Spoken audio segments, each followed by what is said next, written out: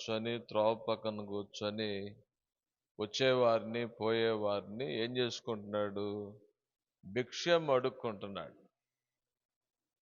అప్పుడు జనసమూహం ఒకేసారి జనసమూహం ఆయన కూర్చున్న ఆ త్రోవలో లేదా ఆయన ఉన్న ఆ రోడ్డులో చాలామంది జనసమూహం వెళ్తున్నట్లుగా మాట్లాడుకుంటూ వెళ్తున్నట్లుగా మరి ఎంతో సంతోషంగా వెళ్తున్నట్లుగా పరుగులు పెడుతున్నట్లుగా అతనికి చప్పుడు వినపడిందంట.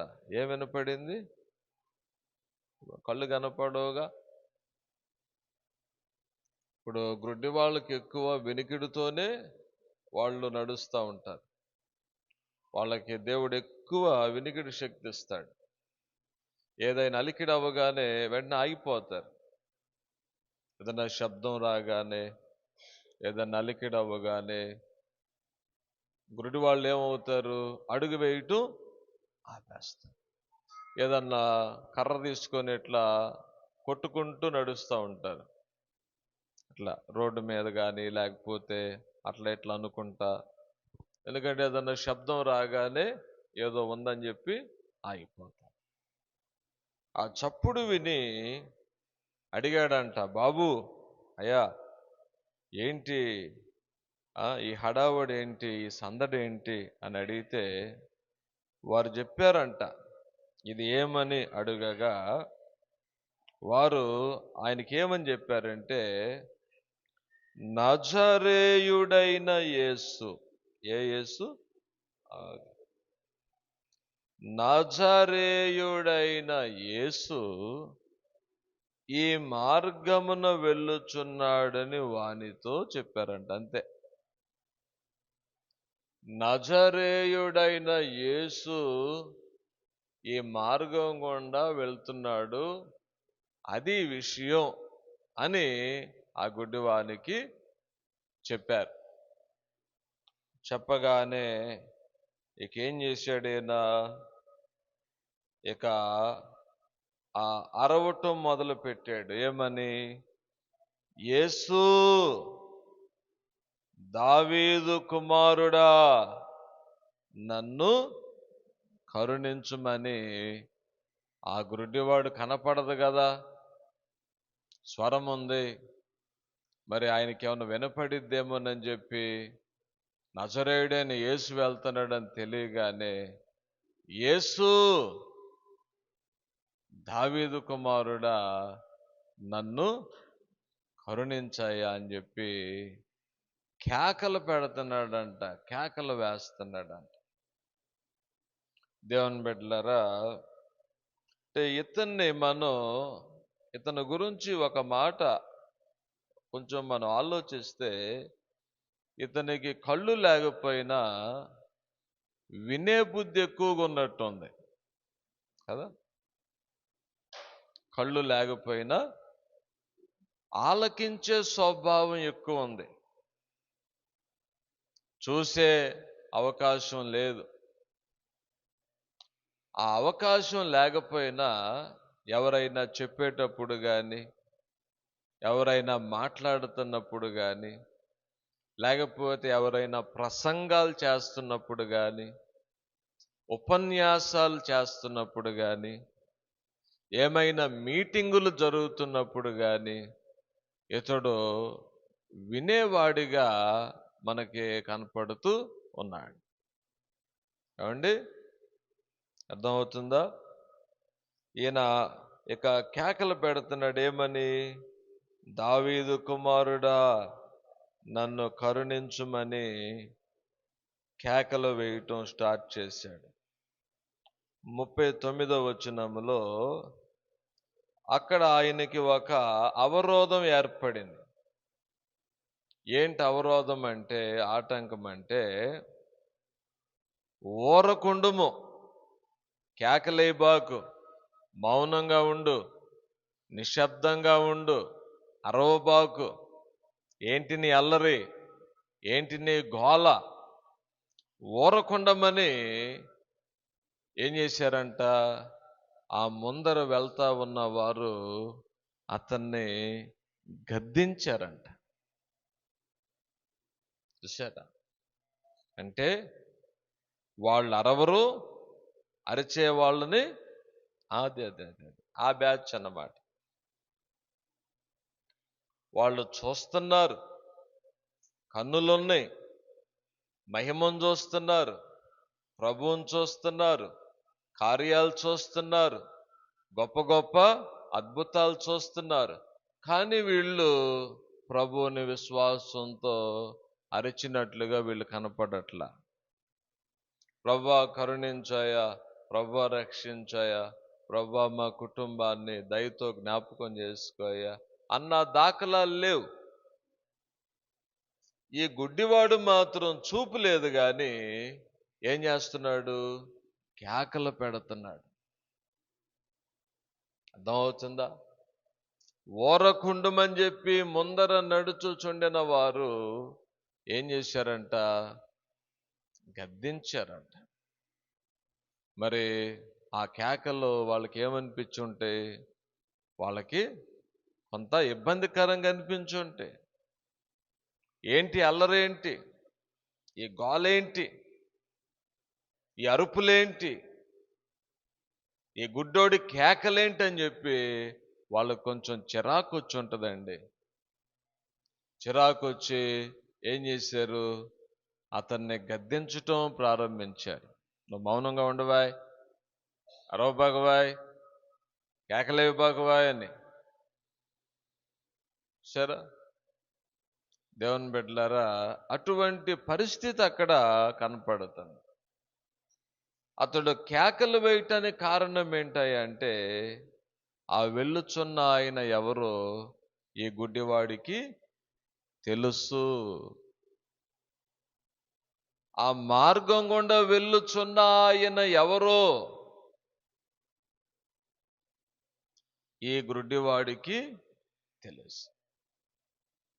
కాబట్టి గొప్పగా కేకలు వేస్తున్నాడు, అరుస్తున్నాడు. అయ్యా నన్ను కరుణించాయా, అయ్యా నన్ను జ్ఞాపకం చేసుకోయా, అయ్యా నన్ను దావీదు కుమారుడా నన్ను కృపతో జ్ఞాపకం చేసుకొని కేకలు పెడుతున్నాడు.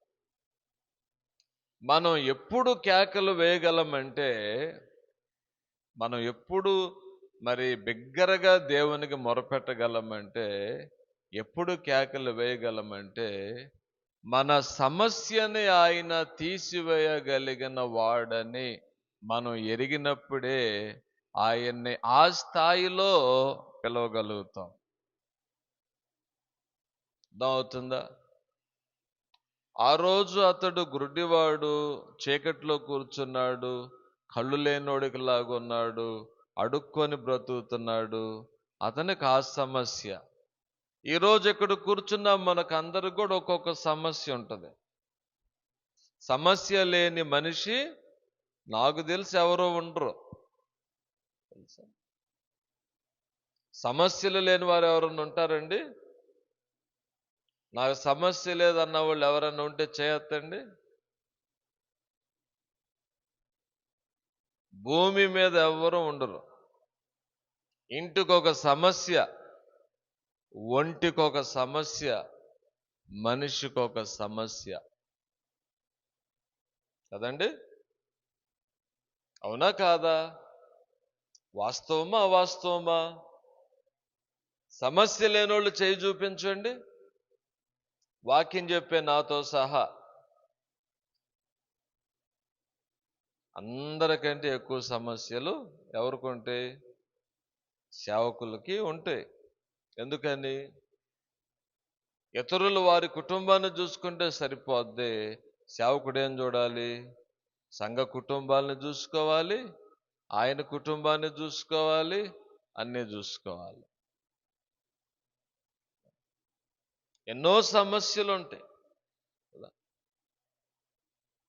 అర్థమవుతుందా దేవుని బిడ్డలారా? ఇందాకే ఆ బ్యాంకు నుంచి ఫోన్ చేశారు నాకు. ఫోన్ చేసి డిసెంబర్ మొదటి వారంలో మీరు వడ్డీ కట్టాలి అన్నా, వడ్డీ కట్టాలి. 70,000 రూపాయలు, 88 లక్షలకి 70,000 రూపాయలు వడ్డీ కట్టాలన్నా అన్న. ఇప్పుడు డిసెంబర్ కట్టాలంటే వడ్డీ, అసలు కాదు వడ్డీయే. మనిషికి ఒక సమస్య కదా, కుటుంబానికి ఒక సమస్య. సమస్య లేని వారు ఎవ్వరూ కూడా లేరు. 2 రోజుల నుంచి అడుగుతుంది, పాస్టర్ అమ్మ నా భార్య కొంచెం నేను హాస్పిటల్కి తీసుకెళ్ళాలి. తీసుకెళ్తాలే ఆగంటున్నా. ఏంటి నీ బాధ అంటే, నాకు ఇక్కడ కాలు నొప్పి పడుతుంది అంటుంది. కాలేగా నొప్పి, ఏం కాదులే అంటున్నా. నాకు ఇక్కడ కాలు నొప్పి పడుతుంది. అందరికంటే సమస్యలు ఆ గుడ్డివాడికే కాదు, మనకే ఉంటాయి. ఉన్నాయా లేవా? సమస్య లేవా అండి? లేవా? లేకపోతే మీకు సమస్యలు లేకపోతే మీరు ఎంత అదృష్టవంతులో కదా. అక్కడ ఆ గుడ్డివాడు కేకలు వేయటానికి కారణం ఏంటి? ఆయన ఎవరిని పిలుస్తున్నాడో ఆయన అతని సమస్యను తీసివేయగలిగిన సమర్థుడని అతనికి తెలుసు. యేసు, నజరేయుడైన యేసు, దావీదు వంశమందు పుట్టిన దావీదు కుమారుడిగా ఉన్న యేసు నా సమస్యను తీసివేయగలిగిన శక్తిమంతుడు అని మనం ఎరిగినప్పుడు మనం కూడా గుసగుసమంటూ ప్రార్థనలు మనం కూడా ఎట్లా చేస్తాం?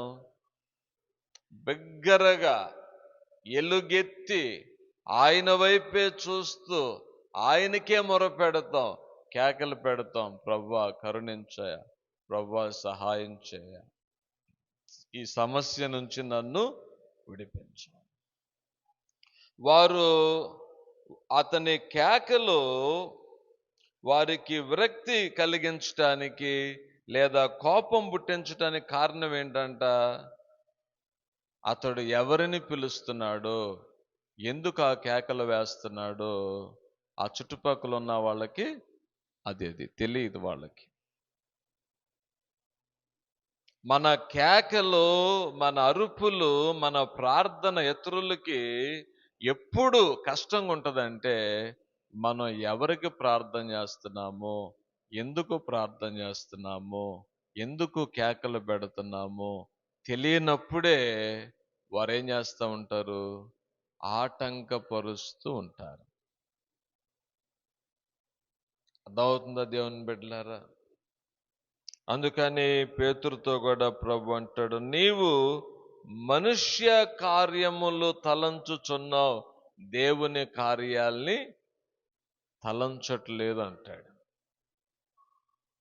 దేవుని బిడ్డలారా, వాళ్ళకి ఎలా ఉందంటే ఏదో అడుక్కోటానికి అరుస్తున్నాడు అనుకుంటున్నారు. వీడు అడుక్కునేవాడు, వీడు పొట్టకూటి కోసం, పొట్ట నింపుకోవటం కోసం, కుటుంబాన్ని పోషించుకోవటం కోసం కేకలు పెడుతున్నాడని అనుకుంటున్నారు వాళ్ళు. ఎందుకని?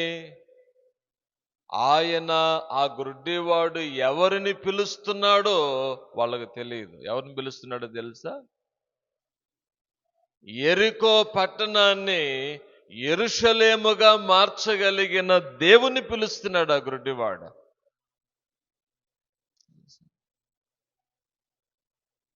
ఆ ప్రాంతాన్ని ఆశీర్వాదకరంగా మార్చగలిగిన దేవుని కుమారుని పిలుస్తున్నాడు ఆ గుడ్డివాడు. దౌతుందా దేవుని బిడ్డలారా? కానీ వాళ్ళకి అర్థం కాల. వాళ్ళకి అర్థం కాక ఏమంటున్నారు? ఊరకొండవయ్యా అని అంటున్నారు. ఇది ఎవరు రాశారు? ఈ వృత్తాంతం అంతా ఎవరు రాశారు అని మనం ఒకసారి ఆలోచిస్తే ఎవరు రాశారంట? లూకా అనే పౌలు శిష్యుడు రాశాడు దీన్ని, ఈ కథని. లేదా ఈ సన్నివేశాన్ని, యథార్థమైన సంఘటనని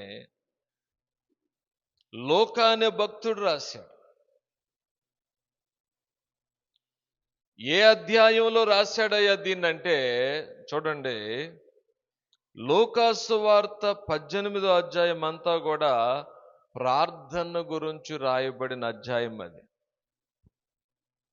మీరు విసుగక నిత్యము ప్రార్థించున్నట్లు అని హెడ్డింగ్తో ఈ 18వ అధ్యాయం ప్రారంభం చేస్తాడు పరిశుద్ధాత్ముడు లేదా ప్రభు అయిన క్రీస్తు.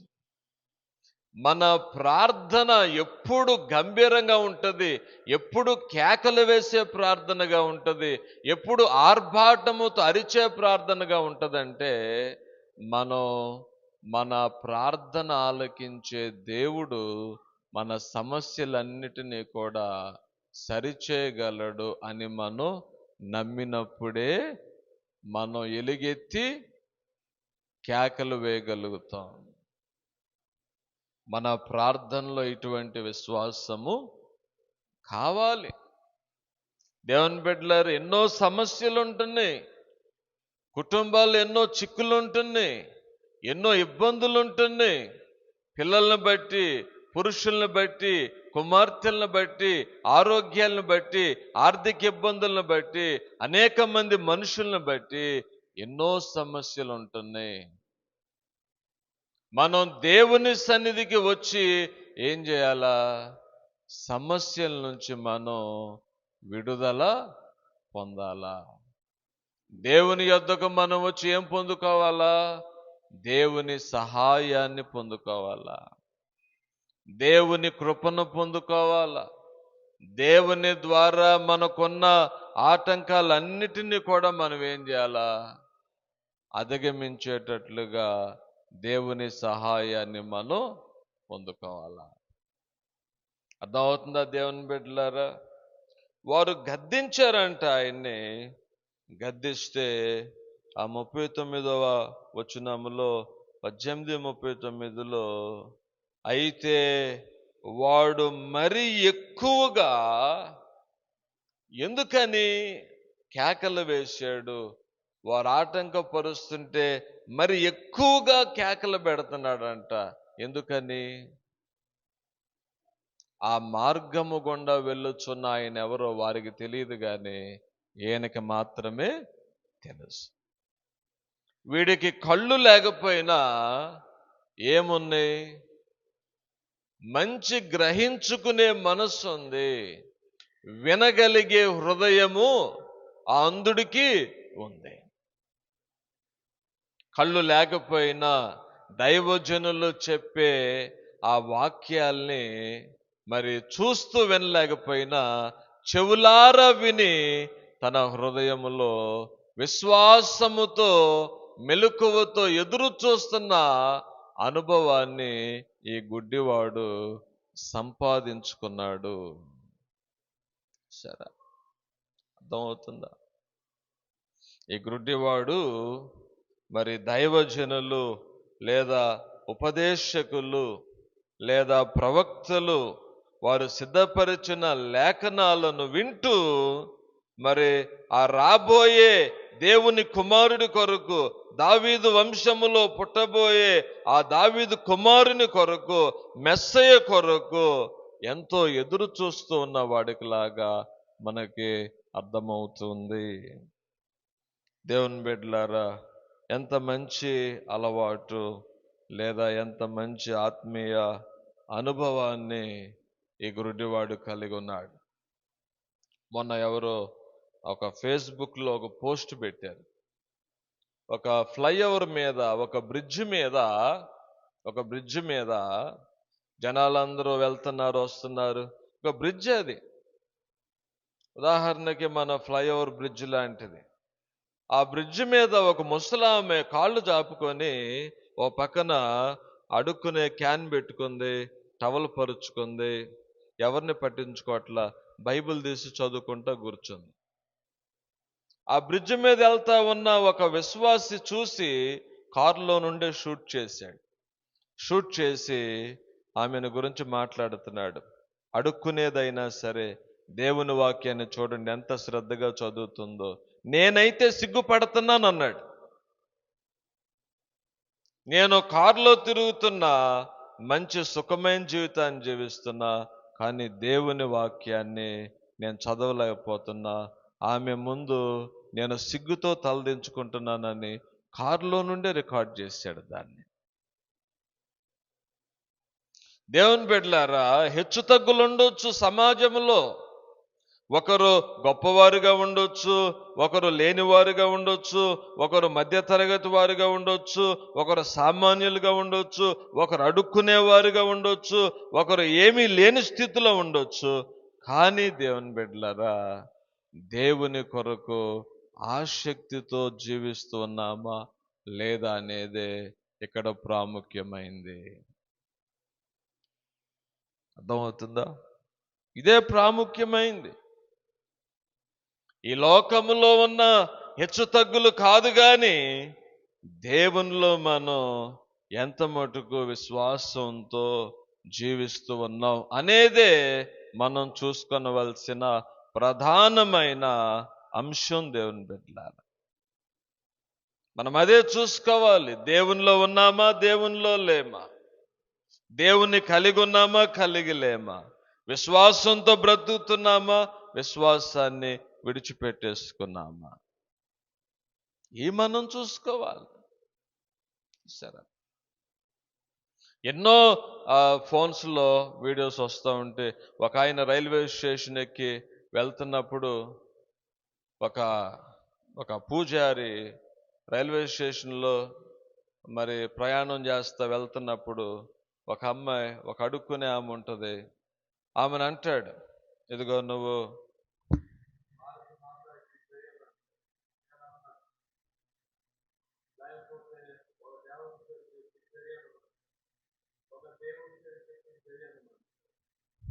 ₹100 ఇస్తాను జైగొట్టు అంటాడు, ₹1000 ఇస్తాను జైగొట్టు అంటాడు. నువ్వెన్నిచ్చినా నేను జైగొట్టిన పో ఎన్ని నుంచి అంటది. అడుక్కునే అమ్మాయి, ముసల్ది, చచ్చిపోతే పారేసేవాళ్ళు కూడా లేని ఆమె అంటది కదా, నువ్వెంత ఇచ్చినా, ₹1,00,000 ఇచ్చినా నేను ఆ మాట అన్న వెళ్ళిపోయాడు నుంచి అంటది. అప్పుడు వాళ్ళతో మాట్లాడుతూ ఉంటాడు ఆయన, చూసారా సోదరులారా, వీళ్ళెంత బలంగా ఉన్నారు, మనకు సిగ్గుండట్లేదు, మనం ఎట్లా పెడితే అట్లా వెళ్ళిపోతున్నామని వాళ్ళని రెచ్చగొట్టేటట్లుగా మాట్లాడతాడు. అర్థమవుతుందా? మనం దేవునిలో ఎంత మటుకు విశ్వాసములో మనం బలంగా ఉన్నాం అనేది మనం చూసుకోవాలా. అర్థమవుతుందా నాన్న? ఇక్కడ అతడు మరి ఎక్కువగా యేసు ప్రభువుని బట్టి ఏం చేస్తున్నాడంట? కేకలేస్తున్నాడు. అందరూ అంటున్నారు, ఊరకొండ బాయ్, అరవబాకు బాయ్, ఏంటో ఈ గోల, ఏంటో ఈ అల్లరే, ఇక ₹10 తీసుకొని కాముగా ఉండంటే తన అరుపు ఆగట్లేదు, తన స్వరము మౌనంగా ఉండట్లేదు. దేవుణ్ణి పిలిచినవాడు పిలిచినట్టుగానే ఉంటున్నాడు, కేకలు వేస్తున్నాడు కేకలు వేస్తున్నట్టుగానే ఉంటున్నాడు. వారు ఆటంకపరుస్తుంటే మరెక్కువగా కేకలేస్తున్నాడంట. ఎందుకనో తెలుసా? ఆయన ఎక్కడ దాటిపోతాడో, ఆయన ఎక్కడ నన్ను దాటిపోతాడో, ఆయన ఎక్కడ నేను పోగొట్టుకుంటానో, ఆయన మహిమ నేను చూడలేకపోతానేమో, నేను మౌనంగా ఉంటే ఆ జన సమూహములో ఆయన నన్ను చూడకుండా ఆయన దారిలో ఆయన సాగిపోతాడేమో అని చెప్పి ఎట్లయినా సరే నేను ఆయన్ని పొందుకోవాలి, ఆయన దగ్గరికి నేను వెళ్ళాలి అని ఏం చేస్తున్నాడు? కేకలు వేస్తున్నాడు. అప్పుడేం జరిగింది దేవుని బిడ్డలారా?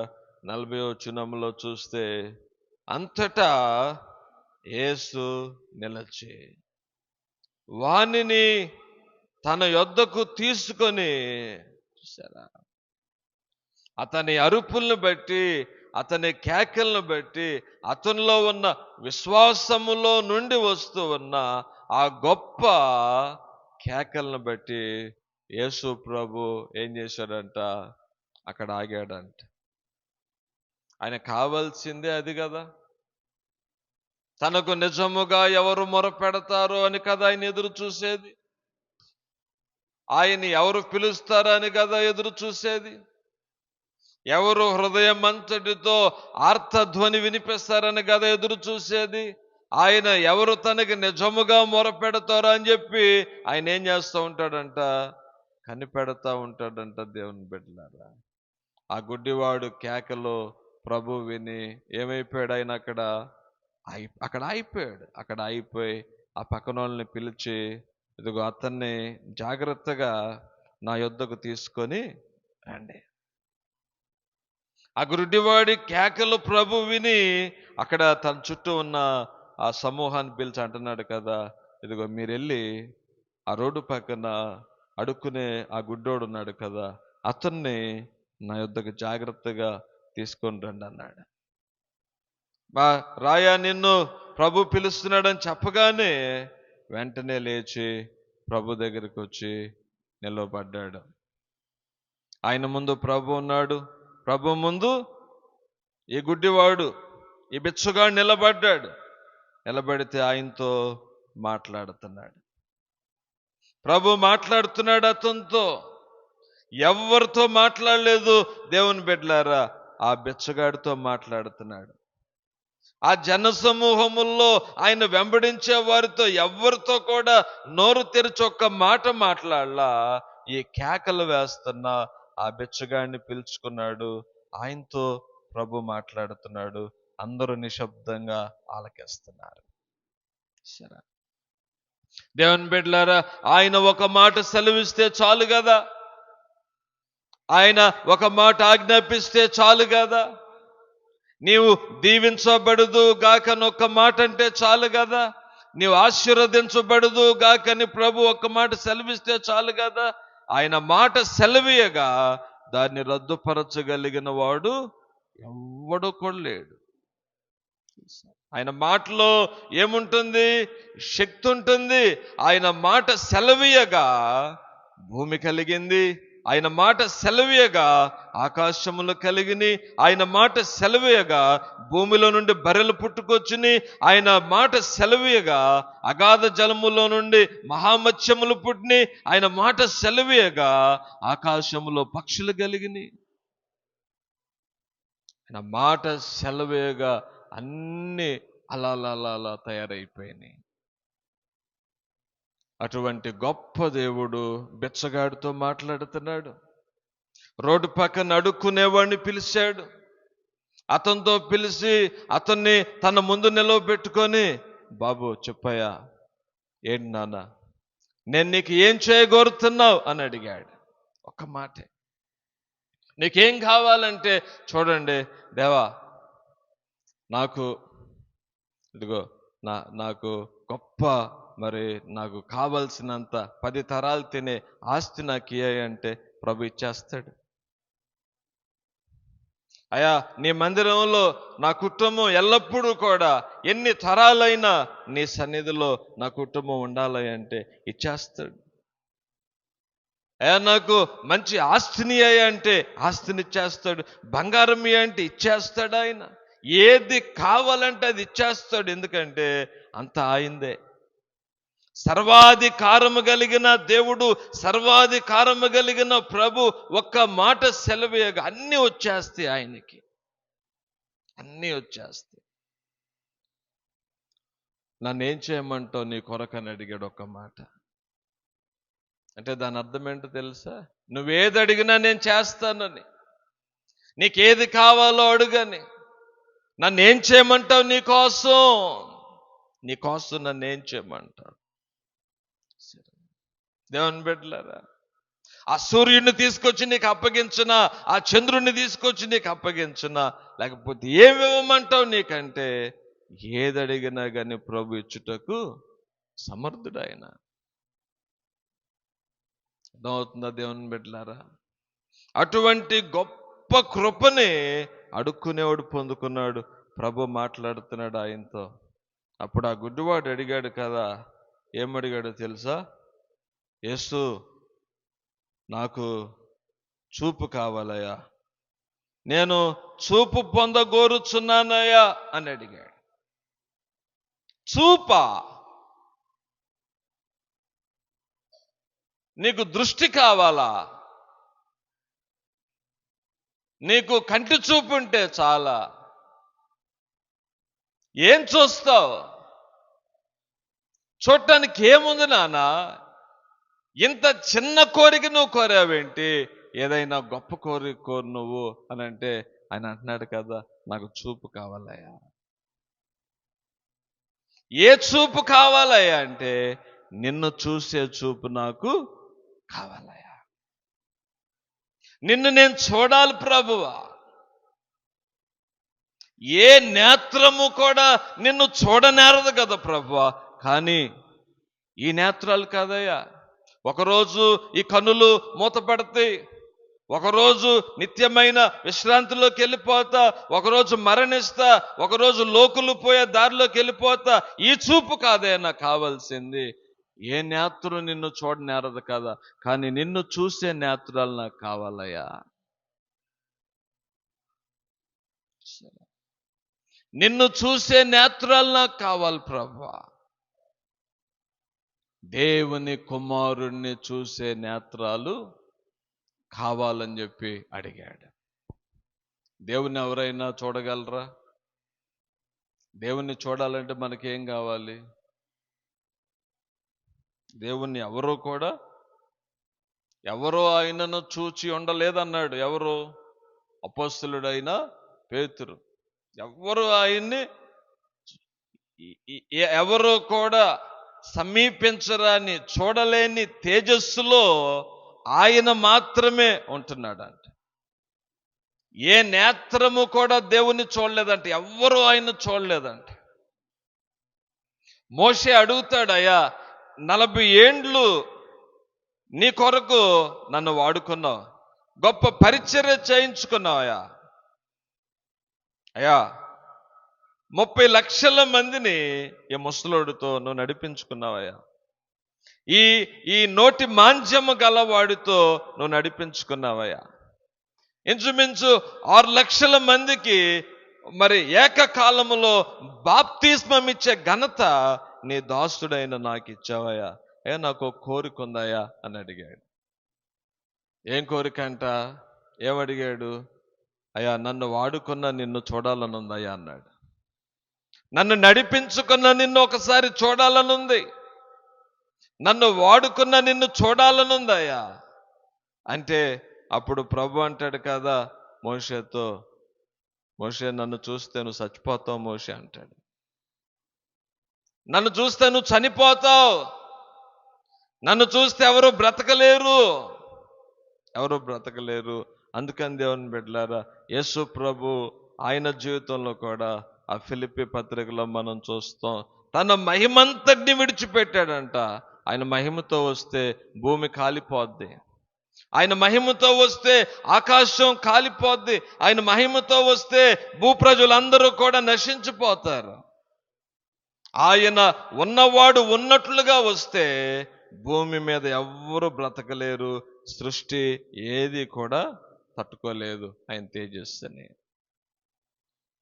దౌతుందా దేవుని బిడ్డలారా? ఏమడిగాడయ్యా ఆ గుడ్డివాడంటే, అయ్యా నిన్ను చూసే కన్నులు నాకు కావాలి, ఆ శక్తిని నాకు దయచేయని అడిగాడు. ఆ శక్తిని నాకు దయచేయి. దేవుని బిడ్డలారా, చాలా మంది భక్తులు మరి ఏం చేశారు? ప్రభువుని చూసే శక్తిని పొందుకున్నారు. హల్లెలూయా చెప్పాలి గట్టిగా, హల్లెలూయా. వారిలో ఒకరిని మనం చూస్తే ఒకరెవరు? అపోస్తలుడైన ఎవరు? పౌలు. దమస్కు మార్గంలో ఆ వెలుగు ఆయన కొట్టగానే ఏమైపోయాడు? చచ్చిన వాడిలాగా పడిపోయాడంట. దేవుణ్ణి ఉన్నవాడిని ఉన్నట్టుగా చూస్తే మనం చచ్చినట్లుగా మారిపోతాం. అప్పుడు వచ్చింది కళ్ళ జబ్బు ఆయనకి. అప్పుడు ఏర్పడింది కంటి బలహీనత, అప్పుడు వచ్చింది కళ్ళల్లో నుంచి నీరు కారటం, అప్పుడు వచ్చింది కళ్ళ చుట్టూ పుసులు కట్టడం. ఎప్పుడు? దేవుని వెలుగును చూసిన మరుక్షణం అతని కళ్ళ జబ్బు వచ్చిందంట. తన ముఖం వికారంగా మారిపోయిందంట దేవుని బిడ్డలారా. అంటే అతన్ని చూసి అపేక్షించలేనట్టుగా మారిపోయిందంట. వెలుగుకి కాలిపోయిన వాళ్ళ ముఖాలు ఎట్లా ఉంటాయి? ఏమైనా మరి కాక తగిలినప్పుడు, సెగ తగిలినప్పుడు ఇవన్నీ నొసలు కాలిపోయి ఇవన్నీ కూడా కవురుగుపోయి ఎట్లా మరి చూడగానే కొంత మనకి ఇబ్బందికరంగా ఉంటుంది. అట్లా మారిపోయాడంట పౌలు. ఇంకో ఆయన చూశాడు. ఎవరు నాన్న? శిష్యుడైన స్టెఫను తన్ని రాళ్లతో కొడుతుంటే ఆ చివరి క్షణంలో మోకాళ్ళేసి ఒళ్ళంతా గాయాలు, తల పగిలిపోయి, కన్నులు పగిలిపోయి, ఏమండి ఇదంతా కూడా బాడీ అంతా కూడా నలిగిపోయి పెద్ద పెద్ద బండరాళ్ళు ఆయన మీద అది ఇసురుతా ఉంటే ఆ రాళ్ళకు తగిలి అక్కడే మోకాళ్ళేసి తన కన్నులు పైకెత్తినప్పుడు ఆకాశం తెరవబడింది. దేవుని కుమారుడు యేసుక్రీస్తు ప్రభు సింహాసనం మీద ఆసీనుడై ఉండుట తన కనులారా చూసి ఆయన వైపు కన్నులెత్తి ఆయనకు ప్రార్థన చేస్తున్నాడు. అయ్యా, ఈ పాపం వీరి మీద మోపకమయ్యా. అడుగుదామా ఈ చూపిమని ప్రభువుని? ఏమడుగుతున్నాం దేవుని బిడ్డలారా? మనం ఏం కోరుతున్నాం దేవుణ్ణి? మనం ఏ అనుభవాల కొరకు ప్రభు సన్నిధిలో మనం వెతుకుతున్నాం? ఏం పొందుకోవాలని ఆయన దగ్గరికి మనం వస్తున్నాం? ఏం పొందుకోవాలని వస్తున్నాం? స్వస్థతల, విడుదలల, ఆరోగ్యాల, బలహీనతల, సమస్యల, శోధనల, వేటి నుంచి బయటికి రావాలని ప్రభు దగ్గరికి మనం వస్తున్నాం. చూశారా దేవుని బిడ్డలారా? దానియేలు గొప్ప దర్శనాలు చూశాడు. ఆయన గొప్ప దర్శనాలు చూశాడు. దానియేలు దర్శనాలు చూశాడు. ఈరోజు సంఘానికి ఒకప్పుడు అందరికి దర్శనాలు వచ్చాయి, ఇప్పుడు కొద్ది మందికి మాత్రం వస్తున్నాయి. ఎందుకని? విస్తారమైన పనుల చేత దేవుని సన్నిధిని, దేవుని పరిచర్యని, తన కుమారుని సహవాసానికి తండ్రి మనల్ని పిలిస్తే కుమారుని సహవాసాన్ని విడిచిపెట్టి లోక సహవాసంలోనికి వెళ్ళిపోతున్నాం. మన కళ్ళకి ఏం ఏర్పడుతుంది? గురుడితనం. దానియేలు గొప్ప గొప్ప దర్శనాలు చూశాడు. యెహెజ్కేలు దర్శనాలు చూశాడు. ఏమండి, పేతురు దర్శనం చూశాడు. ఆ చర్మకారుడైన సీమోను ఇంట ఆ మేడగదిలో పరవశుడైపోయి ప్రార్థన చేస్తా ఉంటే పరలోకం తెరవబడి అక్కడి నుండి సకల విధములైన చతుష్పాద జంతువులన్నీ కూడా దుప్పట్లో నుండి పరలోకం నుండి కిందకి రావటం చూశాడు. నిన్నే ఓ తమ్ముడు నాతో పాటు ప్రయాణం చేస్తున్నాడు. నా పక్కనే కూర్చొని ఓ పాట పాడుతున్నాడు. ఏంటి, పాట నేర్చుకుంటున్నావా అన్నా. అవునయ్యా, పాట నేర్చుకుంటున్నాను అన్నాడు. మంచి, చాలా సంతోషం అని ఒక మాట అన్నాడు. అయ్యా, నాకు ఓ స్వరం వినపడుతుంది అయ్యా అన్నాడు. ఏం స్వరం వినపడుతుంది అన్న? మనోహరమైన స్థలములలో నాకు పాలు ప్రాప్తించుననే స్వరం నాకు వినపడుతుంది అయ్యా అన్నాడు. చప్పుళ్ళు కొట్టండి గట్టిగా. నీకు వినపడుతుందా దేవుని స్వరం? దేవుని స్వరము వినే స్థితిలో, దేవుని స్వరం వినే పరిస్థితిలో, దేవుని స్వరం వినే ఆ మంచి విధానములో మనం వెళ్తున్నామా, జీవిస్తున్నామా? మనోహరమైన స్థలాల్లో నాకు పాలు ప్రాప్తించిననే స్వరం 2 రోజుల నుంచి ఇదే వినపడుతుందయ్యా అని అన్నాడు. దేవుడు పిలుస్తున్నాడేమో తమ్ముడు, సిద్ధపడాను. ప్రభు పిలుస్తున్నాడేమో నిన్ను, సిద్ధపడు. దేవుడు తన నిత్యమైన మహిమలోనికి నిన్ను పిలుస్తున్నాడేమో, తనతో ఉండటాన్ని ప్రభు నిన్ను ఆహ్వానిస్తున్నాడేమో. రెడీగా ఉండు ప్రభు దగ్గరికి వెళ్ళటానికి అని చెప్పి చక్కగా ఉంటాడు. మంచిగా పుష్టిగా ఆరోగ్యంగా ఉంటాడు, బలహీనంగా ఉండడు, అనారోగ్యంగా ఉండడు, రోగిష్ఠుడిలాగా ఉండడు, చక్కగా పాట పాడుతున్నాడు. దేవుడు పిలుస్తున్నాడేమో, గెట్ రెడీ, రెడీ అవ్వు అన్న. అర్థమవుతుందా దేవుని బిడ్డలారా? ఏమడగాలి దేవుణ్ణి? దేవుడే నీకు ప్రత్యక్షమై ఏమి కావాలని నిన్ను అడిగితే, నిన్ను కోరితే నువ్వేం కోరుకుంటావు? నువ్వేం కోరుకుంటావు? అయ్యా, నిన్ను చూసే కన్నులు నాకు కావాలయ్యా, నీ పరలోక రాజ్యంలో ఉన్నవాడిగా, నిన్ను ఉన్నట్లుగా నేను చూసే నేత్రాలు నాకు కావాలి ప్రభువా అని అడిగి, మరి అటువంటి నేత్రాల్ని మనం కలిగి ఉంటే దేవుని బిడ్డలారా, దేవుని అడిగితే మనం ఎంతో ధన్యులం. అర్థమవుతుందా? ఎంతున్నా, ఏమున్నా, ఏమి సంపాదించుకున్నా ఎలా ఉంటుంది? ఏది మనకి, ఏది కూడా శాశ్వతమైంది ఏది? శాశ్వతమైంది ఏమన్నా ఉన్నదా? ఏనాలా శాశ్వతమైంది ఏమన్నా ఉన్నదా ఈ లోకంలో? ఎవరు శాశ్వతం పోని చెప్పండి? ఎవరు శాశ్వతం? తల్లి గర్భంలో నుండి బయటపడ్డాం, పెరిగాం, ఒంటరిగా ఉండటం మంచిది కాదని చెప్పి ఎవరినో ఒకరిని చూసి జతపరిచారు. దేవుని కృపను బట్టి 2, 3, 4, 5, 10 మంది పిల్లలు వచ్చారు. వయసు అయిపోయింది. ఏదో ఒక సమయంలో ఏమైపోతాం మనం? నిద్రించాలి. అది సహజం, అది సహజం. స్త్రీ అయినా, పురుషుడైనా, చిన్నవాడైనా, పెద్దవాడైనా, వృద్ధుడైనా అది సహజం. దేవుని బిడ్డలారా, 2 రోజులు 3 రోజుల్లో మొత్తం విషయాలన్నీ కూడా ఏమైపోతాయి? మాసిపోతా ఉంటాయి. అయిపోయింది. ఇంకా మన చాప్టర్ ఏమైపోయింది? ఫినిష్ అయిపోయింది. మన చరిత్ర ముగించబడింది. మనం కాలంలో కలిసిపోయాం. దేవుని బిడ్డలారా, అయిపోయింది.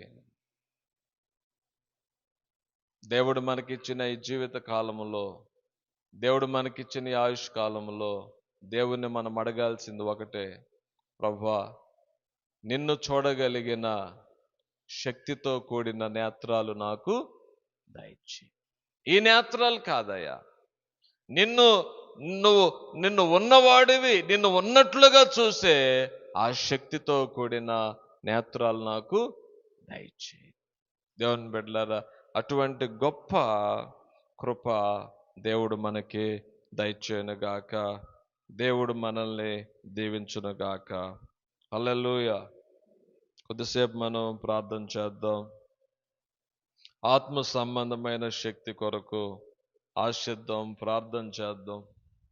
లోకమంతా సంపాదించుకొని మనం యేసును చూసే జీవాన్ని పోగొట్టుకుంటే మనకేం ప్రయోజనం లేదు. మహిమను చూసే నేత్రాలు మనకి కావాలి. ప్రభు దర్శనాలు చూసే నేత్రాలు మనకు కావాలి. ప్రభు వెలుగు చూసే నేత్రాలు మనకు కావాలి. దూరము నుండి చూసి సాగిలపడ్డారంట పితరులు. ప్రభు దర్శనాలు మనకు కావాలి. ప్రభువును చూసే నేత్రాలు ఈ ఆరాధనలో మనం పొందుకోవాలి. మనం ఈ వెలుచూపుతో మనం నడిస్తే ఏం ప్రయోజనం లేదు. మనుషుల్ని చూస్తూ, పరిస్థితుల్ని చూస్తూ మనం నడిస్తే ఉపయోగం లేదు. నీ దేవుడు ఏమై ఉన్నాడో నీ దేవుడు ఏమై ఉన్నాడో నీకు అర్థం అవ్వాలి.